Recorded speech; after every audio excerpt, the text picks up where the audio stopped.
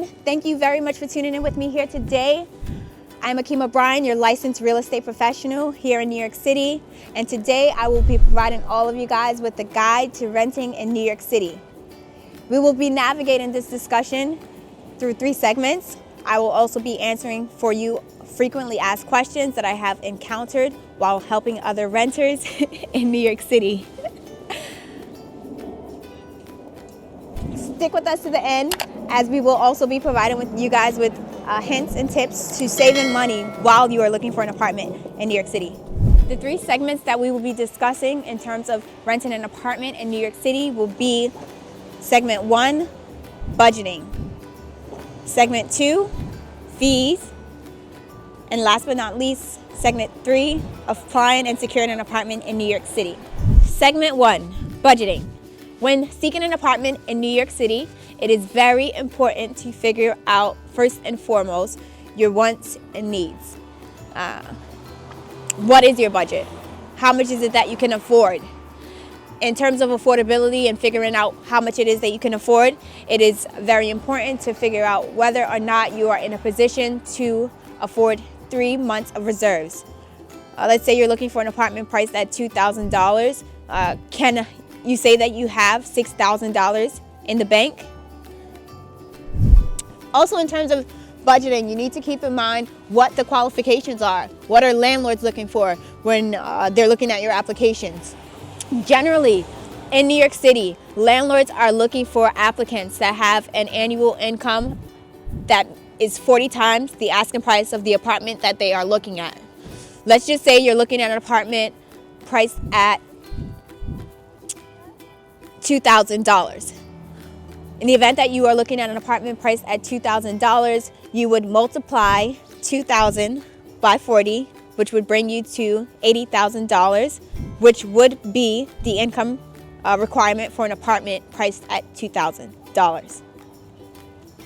Also, in New York City, landlords are looking for credit-worthy applicants. So, what does that mean?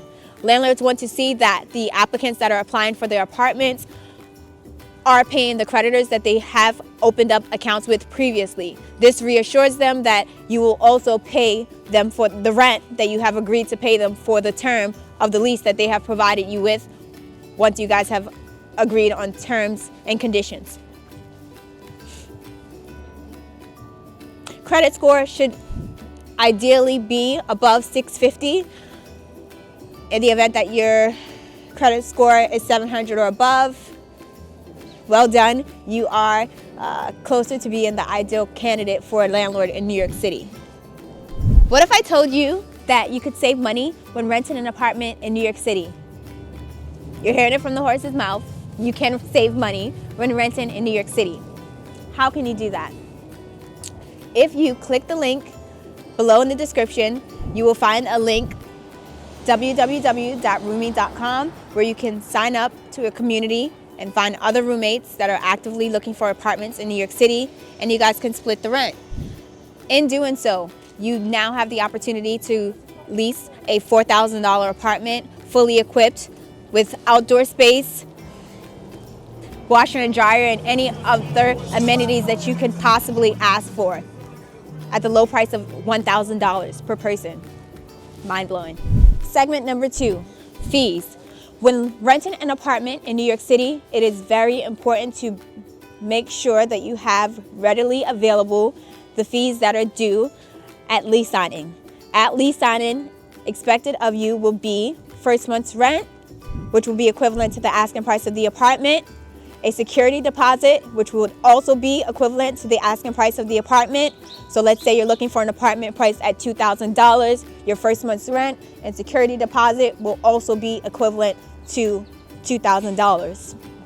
Lastly, you would be responsible for a broker's fee.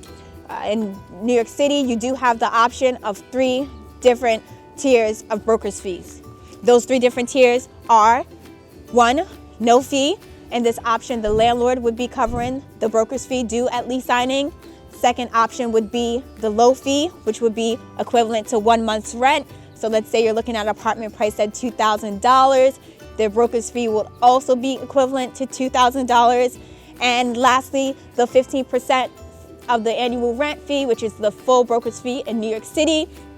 In this situation, you would be responsible for $2,000 times 12, and that's assuming that you are receiving a 1-year lease multiplied by 15%, and that will give you the brokerage fee in the amount of $3,600 due at lease signing.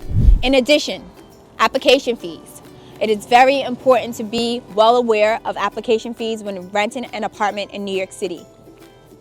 Application fees can range you from anywhere from $25 up to $1,500 and possibly more in co-op buildings, as co-op buildings application fees generally start at $150 and go upward from that depending on the co-op board.